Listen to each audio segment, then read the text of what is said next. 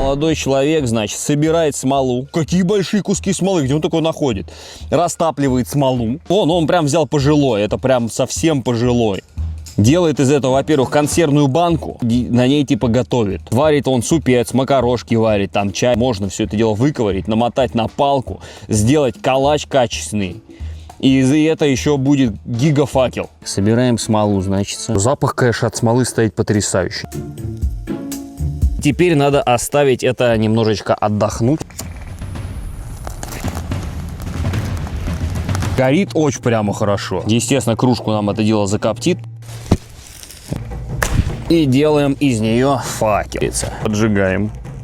Как мы уже убедились, горит это хорошо. Это горит не просто хорошо, это горит офигеть как хорошо. В туалет пошли, воткнули там, короче, сделали все свои дела. Но как будто бы прикипело к палке, реально не отваливается.